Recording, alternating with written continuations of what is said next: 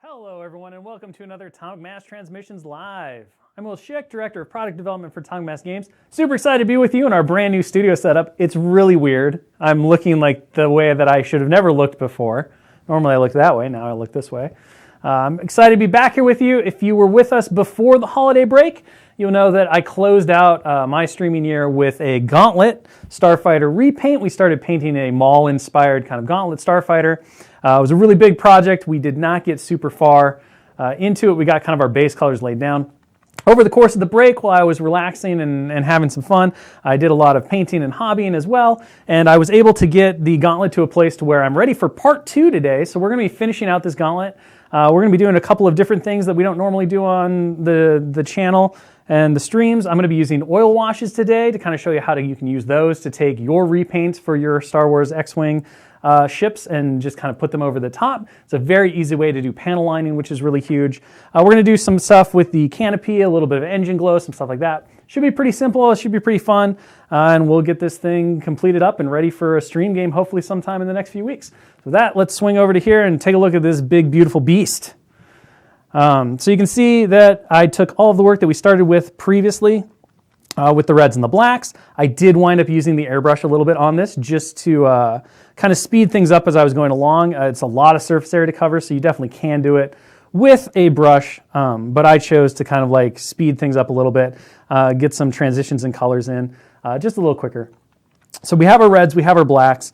The blacks I've highlighted up. The reds are pretty much just flat, so this is just flat color. We're going to let the oil wash today do a lot of that work for us. What I want to do is I want to tint the canopy, so I started with a silver base. So we're going to use some chestnut ink to start. We're going to tint the canopy really quick to give ourselves like a nice, cool sci-fi gold color. I really like using this for like gold visors and stuff. You can use gold paint or like a bronze or anything like that, but I find that doing this little technique makes it feel more like it's colored glass rather than just being like a metallic metal. The wings do pivot. They do go up and down. And they still pivot even after the repaint that I did on them. So in the game, you can utilize the wing pivot as one of the maneuver options for it. Which I know a ton of the cards were shown by BK over the course of the last couple weeks.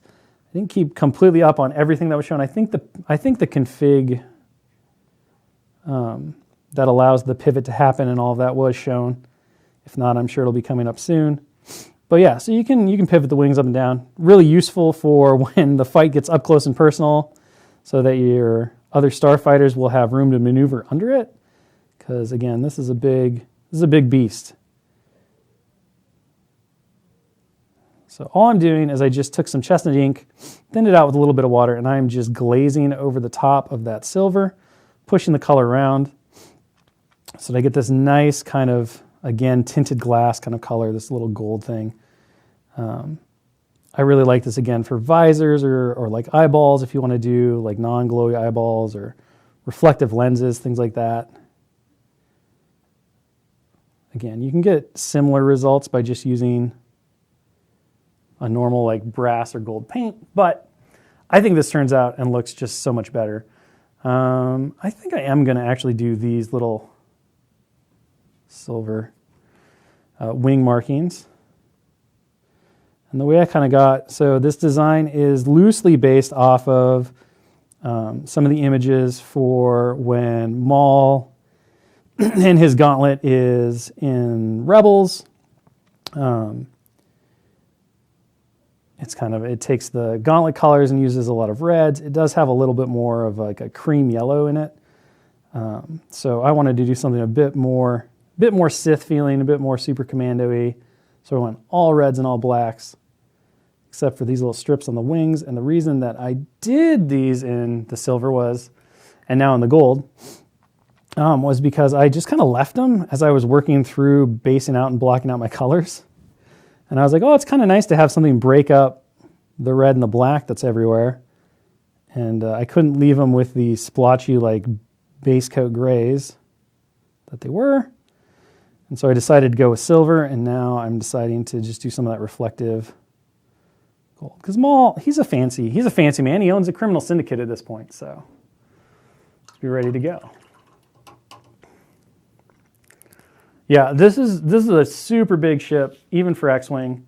It's on a large base. One of the biggest ones in the game, probably. Will maintain its king status for quite some time, if I had to guess. But very, very cool. Very, very cool starfighter. All ready to go. Okay.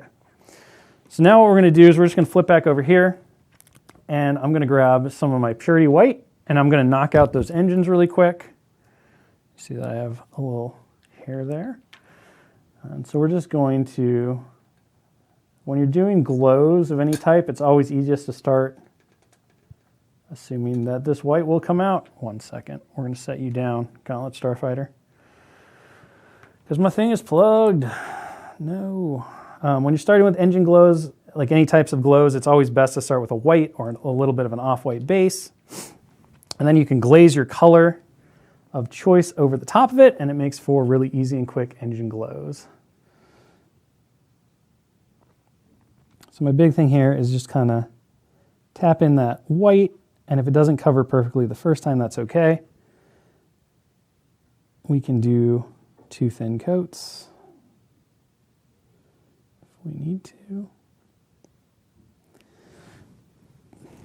And if you get a little messy with it, that's fine too, because as you add in that glaze of wash of your blue color, I'm going to do blue engine glow here just because it'll look nice against the white or the red, and it'll work well with the white undertone as well.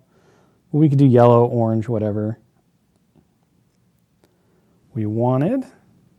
But any kind of like mess you make, as long as it's not crazy, we'll just kind of like take that glaze and it'll help give you a little bit of like a unintentional OSL, and my favorite kind of OSL to do is unintentional OSL because it's quick and easy and it's just a nice little benefit of not always being perfect.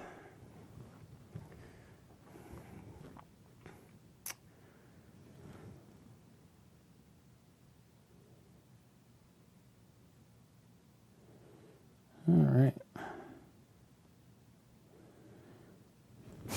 Okay, perfect. So we'll just let that dry and we'll let go. So we have that going. We have our washes going, so we'll just let those kind of dry. And we'll move on to our next step. So what I'm going to do is I'm going to start working on the oil wash step. So what I've done is I just have some basic artist oil wash it or oil paints. You can use pretty much anything. I've got my metallic palette because it's easier to clean. This is the oil paint when it came out of the tube. This is it thinned down with mineral spirits, odorless mineral spirits specifically, so that we don't all have to smell the scents. But your goal with an oil wash is to kind of just make it into a very nice, thin wash. It'll have a nice capillary action, so it will run really smoothly, and this will cause it to run into gaps and everything like that. Another beautiful thing about oil washes are you can be pretty sloppy with them and you can always erase. So it's good to have Q-tips or like makeup brushes or anything like that.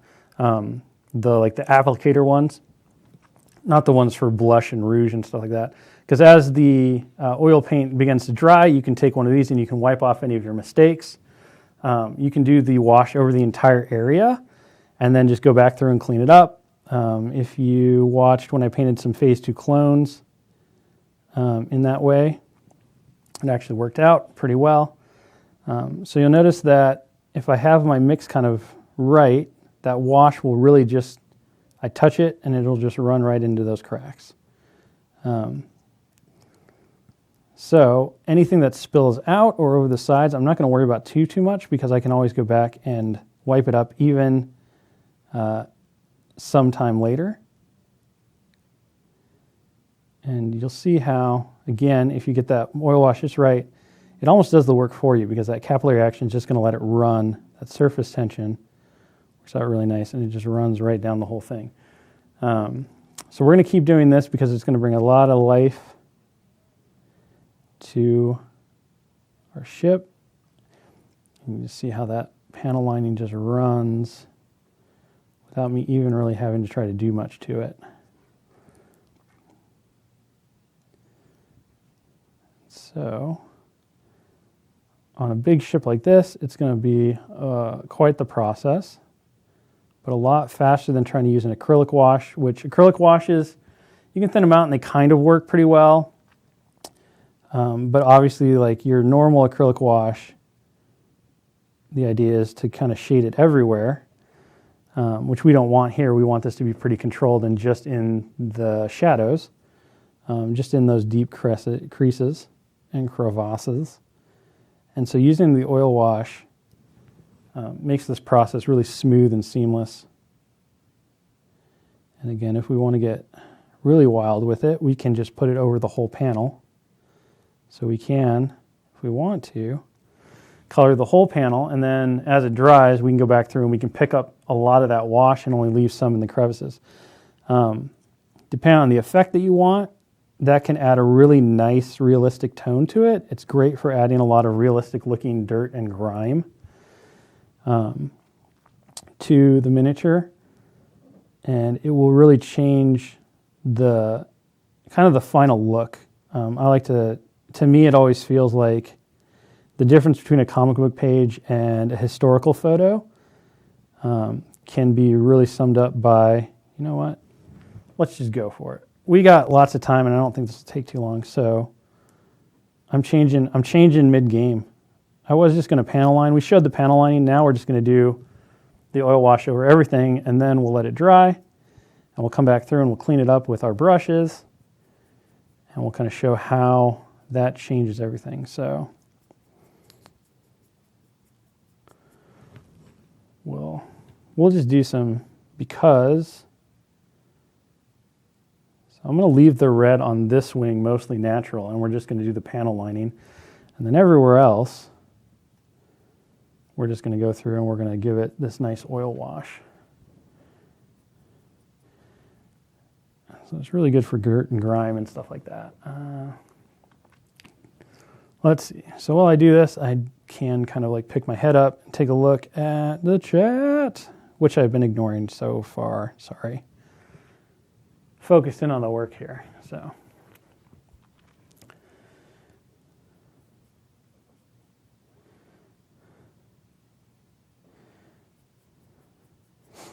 I mean, I don't know if Dallas has too many thoughts on the question about if it's more fun to work on small or large ships from a sculpting standpoint, primarily because we haven't yet shown anything that we've sculpted internally.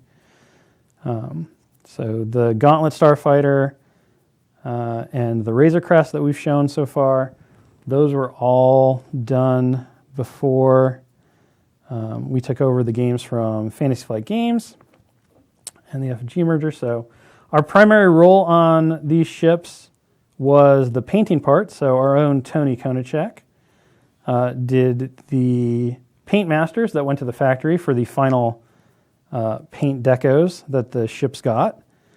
He did all of those, kind of like I'm doing here, but much nicer and in those classic colors. So we took care of that, and then of course we've been finishing the development side. For instance, the final points adjustments and stuff for them. Those playtest cycles happen pretty late in the overall development cycle. So we completed that. We got all the files to press and things. So that was kind of our big role. We didn't handle the sculpting or the concepting or the design or anything like that. The team before us did all that. They did a wonderful job bringing this monster to life, and I really love the Razor Crest and the work that was done there. So many, many kudos to them on all of that stuff. Dallas probably has a feeling about what he wants to do next, though, I would bet, even if he can't speak from experience yet. Yes, the I love all my children answer. It's classic Dallas. Classic Dallas. All right. So you can see we've got our oil wash on now, covering pretty much everything. It's pretty shiny. We'll leave this part of the wing kind of normal. I'm going to go back in and do this. So, and we can make it really dark if we want to by simply adding a bit more oil paint to our stuff. If we feel like we went a little too far, we can kind of pull that back out. But I do want these interior wings to be pretty dark because I want to get that panel line in there and everything going on. All right, what else do we got going on?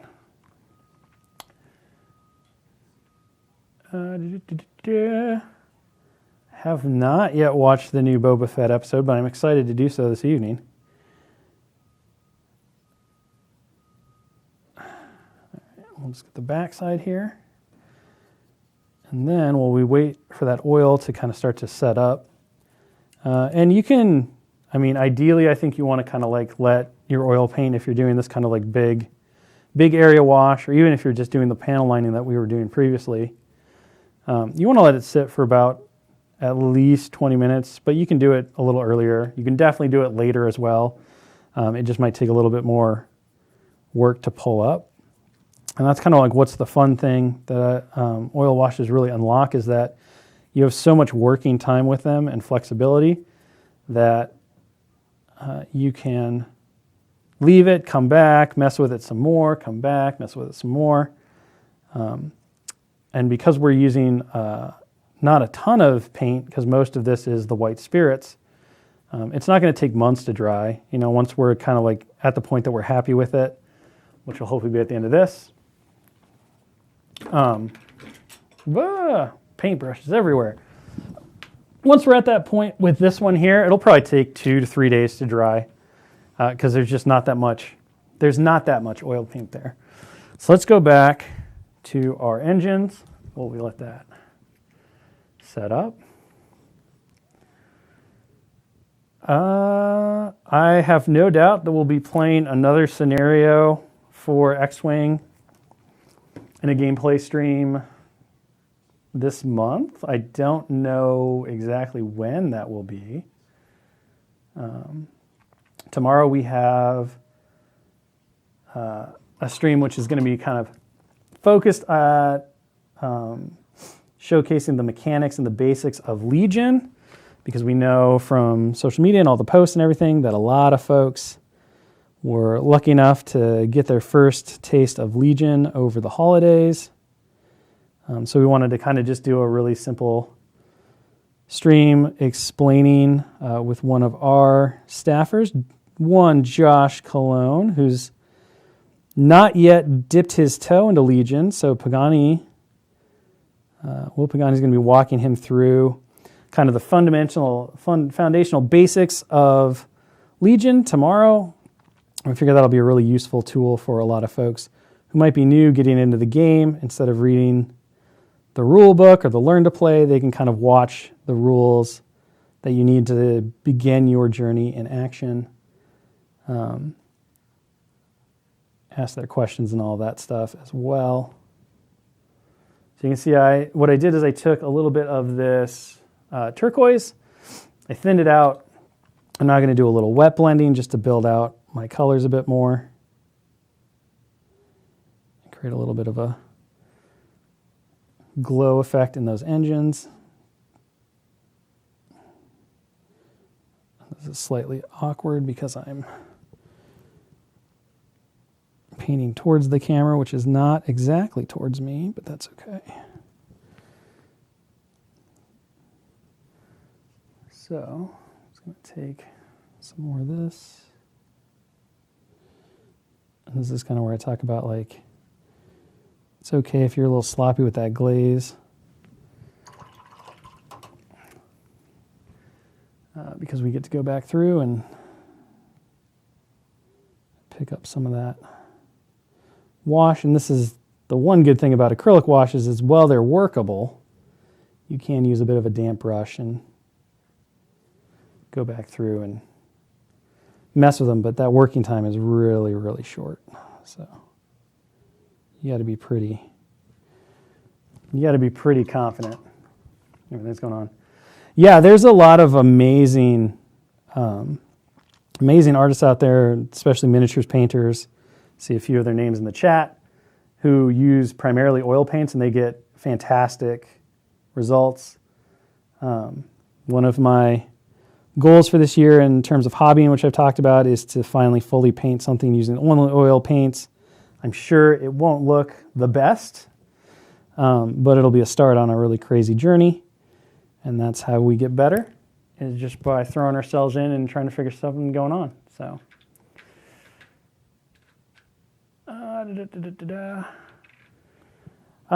I don't entirely know, for those asking about the game tomorrow, I don't know 100% everything that they're going to be covering. I know the biggest thing that they're looking at and that we want to get through is the just the learn to play basics, going over the different phases, talking about, how actions work, how attacks work, all of the stuff that you need to experience that first little bit of gameplay before you really dive in and start tackling rules references and all that kind of stuff. But it should be a pretty good time. And like I said, Josh is going to be, it's going to be fun. Josh is the perfect blank canvas. He'll have lots of great beginner questions, I'm sure. So I won't be on stream yelling at Josh. No, I'm sure Pagani will be taking a very kind and calm approach with Josh, but I'll get Josh to play another MCP game at some point, and then I'll yell at him. Or maybe once he's comfortable enough and he thinks he knows Legion, I'll bring him on Legion and then I'll yell at him like that. But they'll be playing with Josh yelling. We've got a whole year. It'll be fine. Okay. So there's our blue engine glow. Looks pretty. I'm pretty happy with that. I still want to give this. I want to give our oils a little bit longer just to set up before I start kind of wiping them off. So let's go ahead and grab a little bit of thrash metal, and we'll just go through and we'll knock out this door, this boarding tube door, because if you're going to be flying around with a bunch of Mandalorians in the back seat, you want to be able to board people. So you got to have a boarding tube door. And of course your boarding tube door, because you fly around in space, has to be an iris. Tony knows this. If it's not an iris, then it's clearly not from space.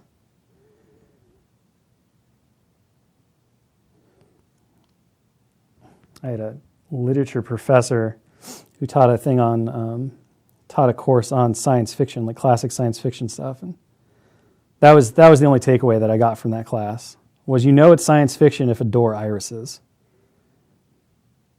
Because there's no other reason for something to be an iris door than to prove to you that it's from the future and far more advanced than you should ever be. Tony's dying over there. Like, he knows. He knows it's true.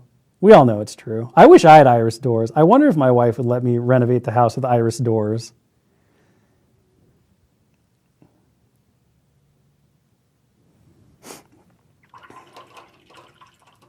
All right. For those asking when the 2.5 rules are going to drop, we talked about this a little bit in our last stream of last year when we played one of the new scenarios and kind of showed everything off. But we're working on the final points update, which will go along with the rules. The rules are complete, but as an entire package, they're going to need to come along with a points adjustment and a points update doc. And so we needed to lock the final core rules before we could really dive into what points should be for everything. It makes sense, I know. Crazy thought. But originally we had kind of expected that the updates with road and things like that were going to be somewhat simple enough to allow us the ability to do the points update at the same time.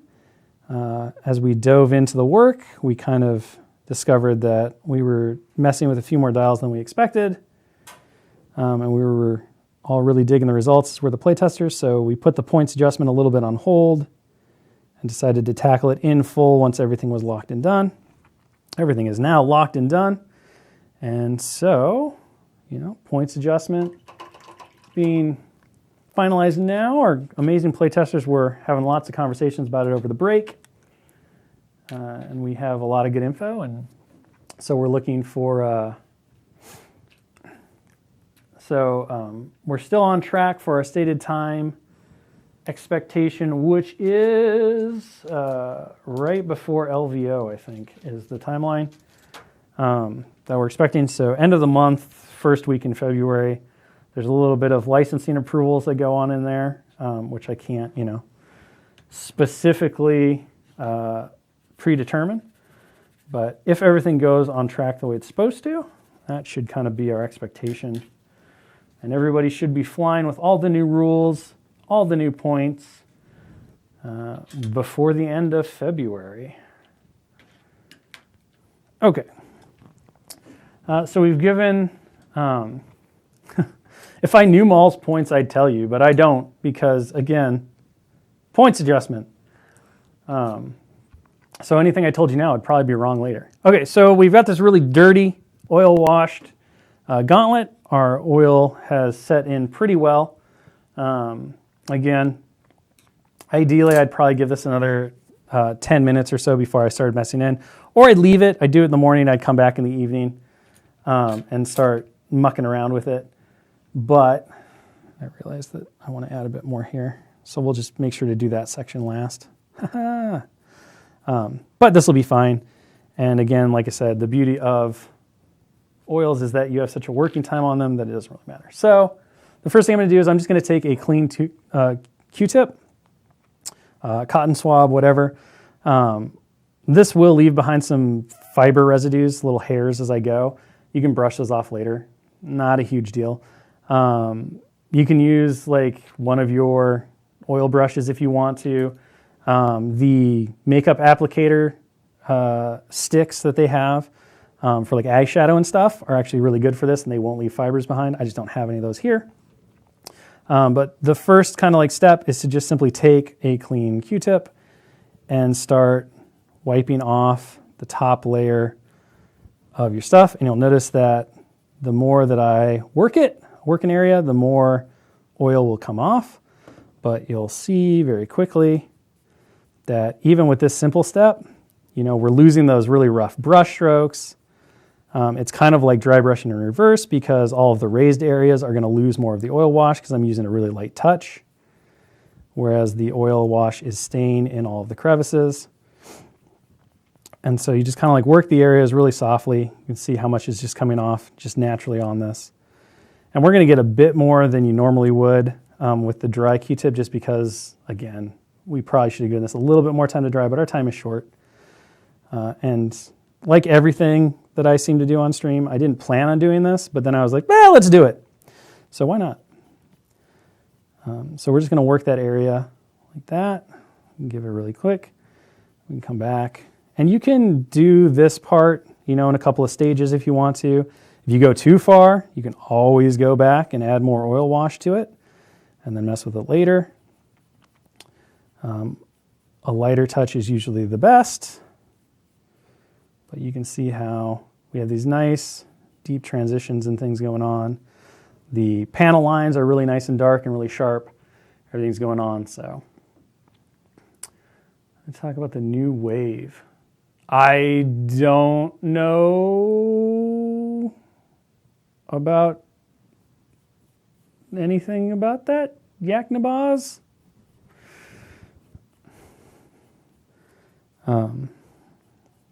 Well, that sounds like a BK question. But I'm sure if there's more stuff to talk about, he knows when the calendar is, and we'll talk about it when it's time. A lot like space wizards. They're never late nor are they early. They just arrive when they mean to. All right, so I'm going to continue to work this area. Get that fuselage. Lift up our wings so I can get in there just a little bit better. Put those back down. Work that. And I'll leave this wing just kind of normal so we can see how the progress goes as it goes, and then I can come back to it and it'll have dried a lot more. And you can kind of see the difference between when you decide to do this portion of the process versus how long you let it take. So already we started with this really bright primary. Which donuts are the best donuts? like just type. I honestly, I'd eat any donut. I don't care. I don't have a donut favorite. Chocolate bars are obviously very, very good. Okay, so we've knocked that in. I'm going to take some of my mineral spirits, my odorless mineral spirits, really important. Also called white spirits if you're across the pond. So many names. I'm going to grab a clean Q-tip. I'm just going to wet the cotton of that, and then I'm going to come in, and now you're going to notice that we're going to pick up a heck of a lot of that oil wash. So here what I'm doing, I could have left it the way it was and just continued to use the dry, but like on these big flat panels, maybe I want to reclaim more of that color. So I'm going to come back in, and I'm going to very quickly, they're just talking about jelly beans over here. They're just whispering really loud, just throwing me off. This is the worst. Shut the door if you want to talk about candies. Like, there's a door. You can fry me in here. It's fine. I'm doing fine. You and your candies. If you're going to talk about candies, you got to bring candies for the whole class, people. That's the rule, okay? It's been that way since we were kids. All right. So again, we're just using that mineral spirits Q-tip to work this area. Then I can go back over and I can take the dry end of the Q-tip and I can use it to pull more colors up. And I can be a lot more specific about where I'm doing this as well. This is kind of the nice thing. It's just like reverse painting. So if, for example, I didn't want to do any of the black areas, I only wanted to do the red panels, I could do that as well. So that's all. There's a lot of control and options. You can do multiple different oil washes. So for example, I did bring some cerulean blue, which blue is a great shade for red. So we could use that as a shade for the red, and we could kind of like bring that out. I do not like pickles. Pickles are not good. I'm not a pickle fan. I love pickling things though. Pickled red onions, pickled jalapenos. What else is great pickled? Pickled peppers, pickled banana, like peppers, pickled peppers are great. But pickles themselves, no, not good. I will admit, like painting the Gauntlet has been really fun. There's a lot of area to work with. It's a great canvas. It is a bit big for me, just in terms of like getting a project done and stuff. My favorite ships to paint are usually ones that are a little bit smaller. Like I think a lot of the vulture droids are actually pretty fun to paint. You get some interesting canvas there because they have nice panel separation, so you can do a lot of like weird hot roddy things. Really like painting Adas, like Jedi Starfighters and stuff like that. Those are pretty fun. The Ada 2s. The Delta 7s are pretty cool. I had a lot of fun painting V19s, actually. I did that on stream. That was pretty fun. I didn't think that I was going to enjoy that quite as much as I did. I know Plumber's go-to is A-Wings. He loves repainting A-Wings. He did that amazing Ahsoka Tano one, which if you watched our stream game before the end of last year, you would have seen. So, yeah, there's a lot of cool options. Most X-Wing ships offer a similar-ish canvas and can be pretty cool. So, all right. So here's where we're kind of winding up with our stuff. And you can see how from one side to the other, we have a radically different, we've got this sloppy, streaky, gross black, maybe some carbon scoring, some heavy carbon scoring going on here. But, with the cleaning that we've done over here, we now have really nice panel separation in our panel lines. We've got some nice shading going on, even on the flat panels themselves. So everything worked out really well. You can use this technique on X-Wing ships. You can use it on Legion troops. You can use it on just about anything. It's really fast, really efficient, works really great on hardline stuff. So if there's a lot of, different levels of detail, a lot of panel lines and stuff, it's going to work out really well.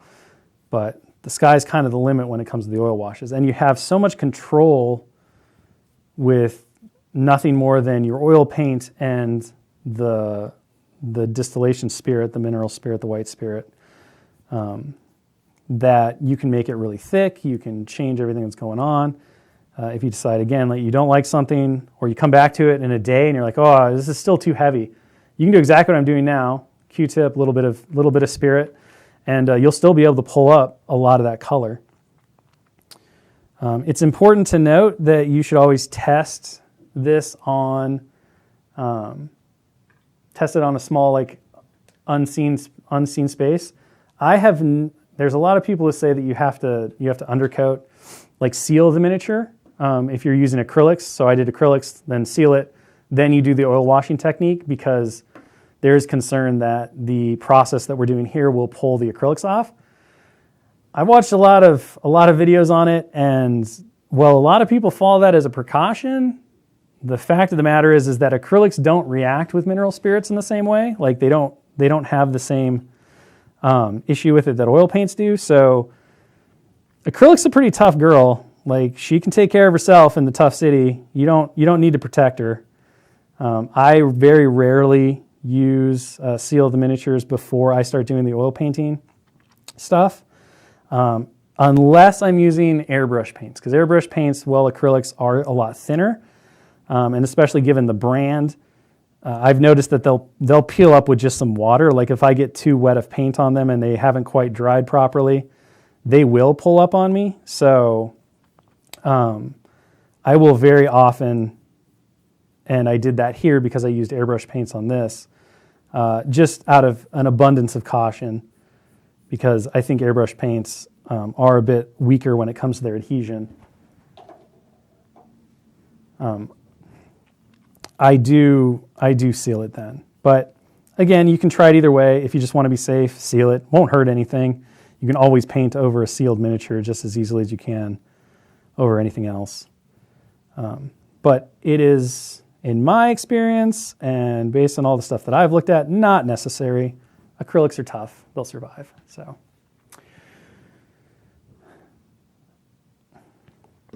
and we're just going to keep working on this wing. So again, I'm using a dry cotton swab here just to bring up some of the wash. And again, that might be enough. You can kind of see now that the wash has had a bit more time to set, how I have to be a little more forceful to pull up anything with the dry swab. And that's what you want. You want that dry spot, or this dry portion, to really be like you're just pulling up anything that hasn't quite set. You're getting that like extreme example of it. It's when you go back and you do the mineral spirits part, that's the point at which you're really trying to pull up more color. And it's all seasoned to taste. So like I might love how dirty and dark this side is after this pull. They're like, yeah, this is what I want. I want something that looks like it's been really, really flowing hard and put away warm, I guess. That's how an engine would work, right? You can't put a ship away wet. That's a horse thing. Tony knows. He has horses. He's got a daughter. I assume you have like 5 ponies in your backyard. Oh, Leo's the pony lover. That's what it is. I will never mess with horses. They scare me. I don't think you can study history and not see horses for the devils that they are. Those things, they were an opposable thumb away from dominating the earth. Foul-tempered beasts. It was a really good stream, and then he just got all weird about talking about horses and stuff. Who knows? How far out is the production plan for X-Wing? Well, like everything that we work on, that includes miniatures and stuff, we have an 18 to 24 month production cycle, because that's just how long sculpting, tooling, with X-Wing, specifically paint masters and stuff. That's just how long this process takes. So we have to have a very far view of the future, which is nice because we largely know where we're going, and we make it all work. So in answer to that question, yeah, every terrible historical figure at some point rode a horse. Thank you, Just Hanley. This is the truth. But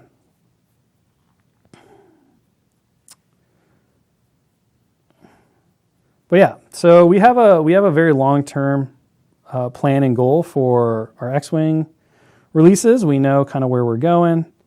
We have some pretty exciting stuff. We talked about some of those product plans, a lot of those product plans actually, during the last mini extravaganza, where we kind of tried to do our best to give everyone a bit of a longer term. Oh, that's just paint. That was a terrible.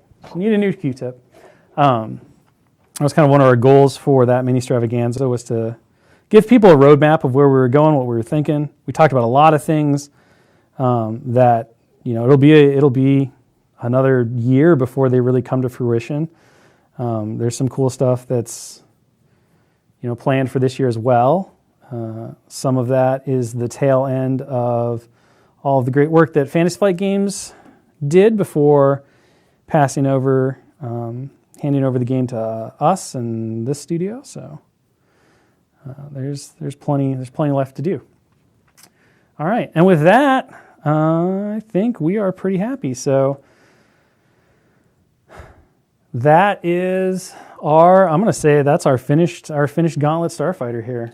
I'm loving this. I think all I'm going to do is I'm just going to go back here and I'm going to do a quick oil wash into our iris future door.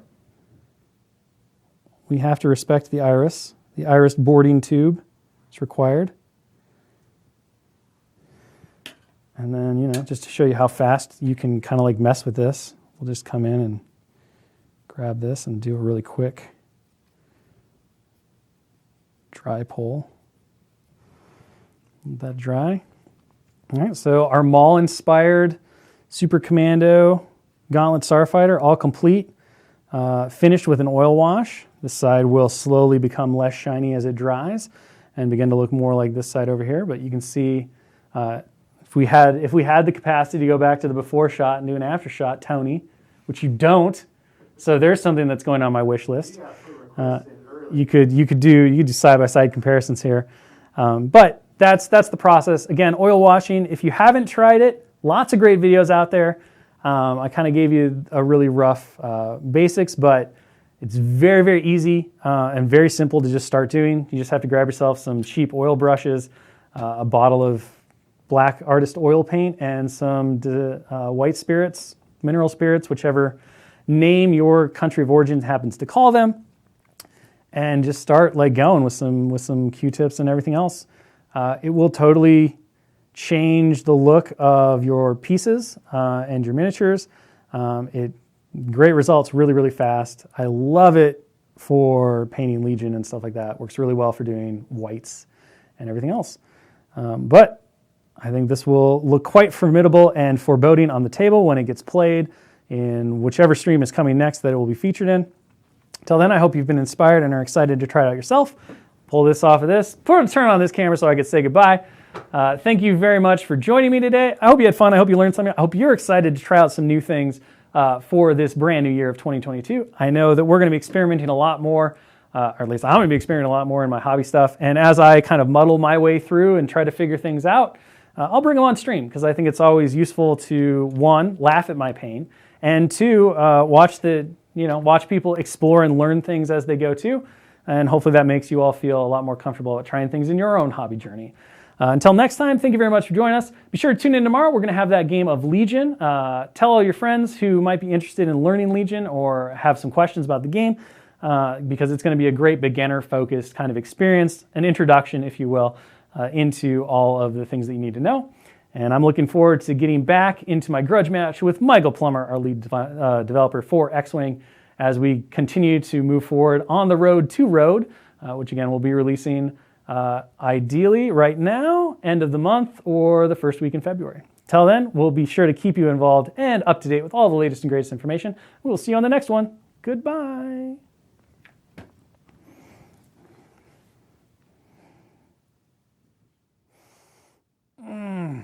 It's not